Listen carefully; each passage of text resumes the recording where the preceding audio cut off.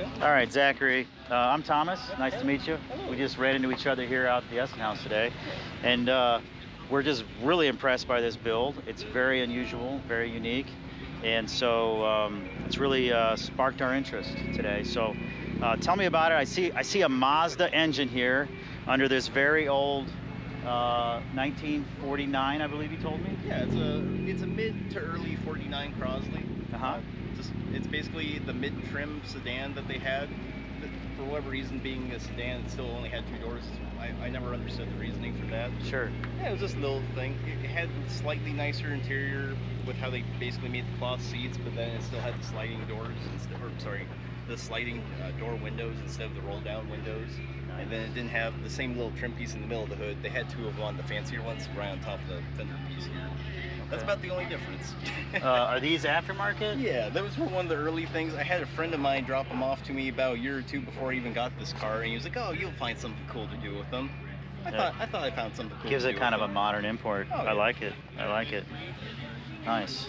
So tell us about this Mazda motor. So it is stock. It's literally a stock 1999 Mazda Miata or NB. So it's a 1.8, and it's probably making around 140 horsepower. All I did was bare minimum tune up and checking over the coils to make sure I was getting good spark, and then clean up the fuel system some. The intake was already something aftermarket. That this is literally the only aftermarket thing the guy who I got the donor Miata from had on this car for a modification. The rest of it was just rust they had on it. Sure. So So it's a little bit like a wedding day, a little bit borrowed, something, Oh, yeah. something old, something new. Oh yeah. I mean, Yeah. there's stuff I can point out where it's like certain like hardware just holding the electronics on. I can tell is from a Mercury Capri I use or parted out, or like the Nice. horn here is from a Ford Festiva, and then some of the sockets for the turn signals here came out of the junkyard from like a Mercury Topaz. Okay. Just random stuff that I found. But so from the body standpoint, the bumpers are original. Now what do we have here? This looks custom. This was just me playing around with what I thought in my head for design of literally cutting out a flat piece of steel and then shaping it with using some metal reduction. Is it essential because it's a wide, like the suspension from the Miata made you widen it out, or this was a wider than normal?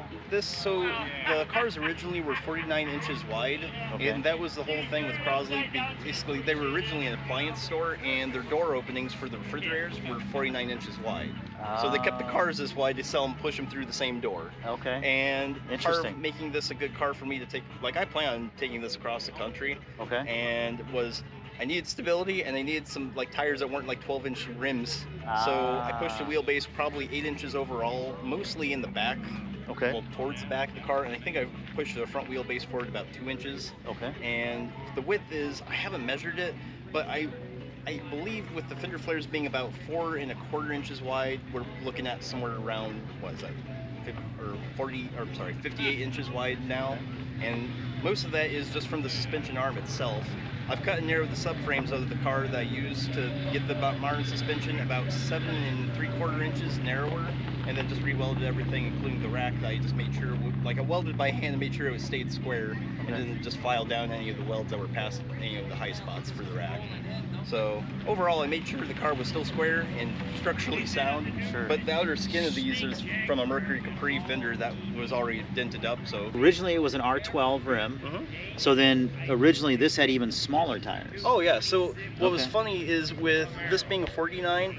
From the pre-war Crosleys, they all shared, they say the frames won't bolt to a later model Crosley, but the frame and shape itself is the same as a pre-war, and they just kept making the body of the car get bigger and bigger. So the wheel well was truly ended somewhere back here. And also your overall rim diameter was probably from the ground, probably about here. Okay. So Nice. I thought it would look a little more proportioned to put wheels that were a lot wider on, and just Oh, overall, sure. I mean, it works a lot better. I don't think that I really caught on to the fact that it was elongated. Yeah, I stretched the like- wheelbase a yeah. lot. Most of it was in the back because the wheel well, part of it with, you see a lot of cars, like performance cars, and even you run into it with a lot of modern Pontiacs or just like GM vehicles, where the front fender flare, or the fender, it'll be like 2 inches of metal, and then it's the wheel, and then like acres of bumper and stuff. Sure. So it was one of those where the back of the car, I tried to get more proportion, where I pushed the wheel back, like I said, a lot. Sure. To the point where these spot welds here are where I started making my inner fender structure. because I had to push the wheel back so far, my tire was truly hitting where the old fender well ended, somewhere around here. Okay. So I stretched all this back, and I tried to look for a styling cue that a lot of performance cars have, is you have your rear wheel, the center point of your rear wheel is between the window and your actual drip rail of the roof. So you look at it, it's shooting about where the rear window is, but a stock Crosley, the tire's about here. So what I'm learning in this conversation is that you're working with a lot of intention. There's a lot of thought here. Yeah. It's not just, there's a lot of style points you're looking at. It's not just make it work. It's how do we make it right? Yeah. I mean, So this is from this detail here. This is from welding inside. So for whatever reason, because these cars were not very, like, they were made for about 17 horsepower, there wasn't a lot of structure to the body. The frame was really decent, but I've actually taken a plate and laid it in on either side of the firewall and angled it. So it's something I learned from like Saab 93s and other Saabs that they did, where they basically added more triangulation to their firewall.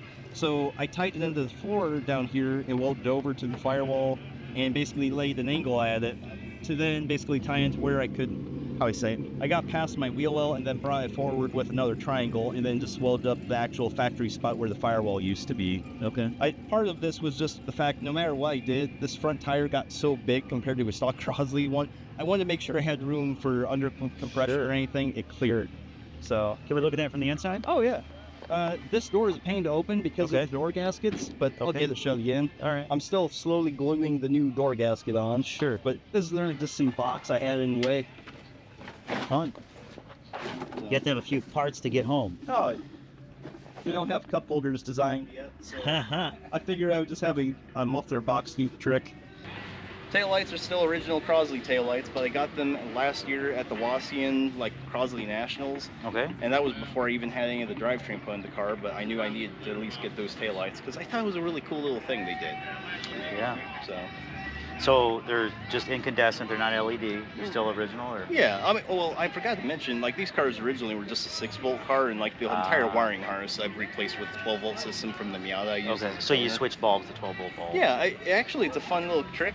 These didn't even have turn signals, and if you can look inside, like, you'll see where the temporary gas tank is. You can see the little Y adapter I made from exhaust pieces that makes it where I can have a turn signal with the taillight set up. Oh, okay. Yeah. Oh yeah, I used exhaust. I like that, exhaust adapters. I just wanted to find some. I just saw about it a little bit. It's like, how can they get two bulbs to work together and reflect at the same time? So did you polish the inside of the pipe? A little bit, and it worked really good. Nice, nice. It was one of those things where it's like, I think I can come up with a better solution than spending an hour a day. So you actually needed the old style incandescent to get the 2-for-1. Yes. Because LED might. I'm not sure they make an LED bulb. You'd have to have special circuitry. Yeah, you'd have to have a bulb that had 3 filaments inside, and you don't really get that, as well as. Well, we might be able to find a bulb. See, if you would have come to Bristol Auto, we could have found the bulb that had the double filament with the right base. That would have helped a lot, because then I wouldn't have had to make an adapter. But I like the custom pipes. It's almost better. Yeah, I forgot. One of the little trick things while I was swapping the harness over, I made the rear license plate light works obviously, but I didn't like the Crosleys didn't even have the turn signal as I mentioned, but they didn't have a reverse light, so that was the one thing I was able to use as a trick with the dual filament bulb. And so when you put in reverse, it'll actually get twice as bright to see. That's the only little joke thing I did with the car, because like I've shown that off to a few friends and you just kind of get a kick out of that. So the exhaust is stock Miata, or? That's parts of the stock Miata, parts of the stock Pontiac Grand Prix, parts of a Ford Festiva and Mercury Capri exhaust, because I have a lot of people come to me saying I need my exhaust fixed. Okay. So I have a lot of junk parts that are little random elbows and other stuff, and it ended up working out pretty good. So is that part of the joy is not like starting with new piping? Is it a little bit? I don't like wasting something I could see good use out of still. Okay. So that's what started off. I didn't bring it with me. Is like I would get like these Tonka trucks from the 60s or older that were literally ran over or flattened. I would just like take them apart and hammer them back out and put them back together, and that's what led into doing real things, right? Yeah. Nice. Nice. So we started talking about the windows and what made this unique. And so, do both pieces of glass slide back and Yeah, forth? so you can play around with these. You can make this forward, or you can slide the back one forward. It's. Oh wow. I don't really understand the purpose of having it like that, but you can do that if you want. Sure. I wonder if it makes it quieter because it lets it come in and come back out. So No. it's just some of the fun of it. So this door is not nearly as hard to get to line back up because I've Sure. had this door gasket on for probably 6 months or more. Okay. So Nice. it just stuck me out of the seat. I was gonna use Festiva seats, but then I found out a Ford Festiva is actually a wider seat by like 3 inches than the Miata seat for some reason.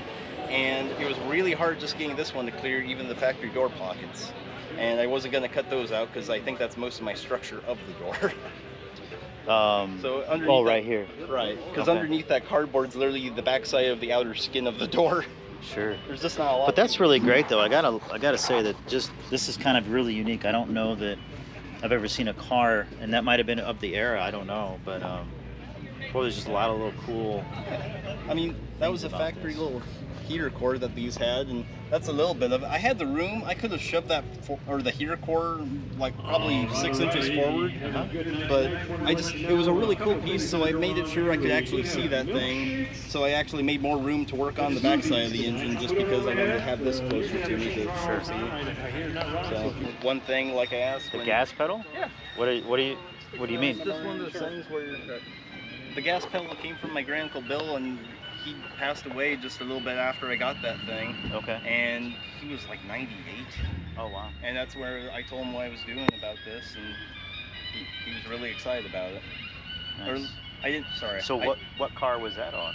So he liked all. He had an Opel Speedster. He had a '68 Cadillac Fleetwood, and all sorts of other sporty little cars. Uh-huh. And at one point, he had a few Model A's in his time, and he always kept that pedal in one. Nice. And like that's one of those things where. So are you going to be driving barefoot across the country? I might at some point if it gets hot enough. The only thing I got for air conditioning is those windows and the door vents that are in front of the door. But it's just there's a lot of history with that gas pedal in particular, and that's why I made sure I got it put together in the car. I think that's a good theme for this car. There's history in every bit of it, right? Oh yeah. Well, you have a real one-of-one build going on here, Zachary. I really like it, and yeah, thank you for doing the interview. We really appreciate it, Thank you. and it's been a joy learning about your car. And yeah, congratulations on a really unique build. Thank you very much. Yeah, I think you're going to have a lot of fun with it.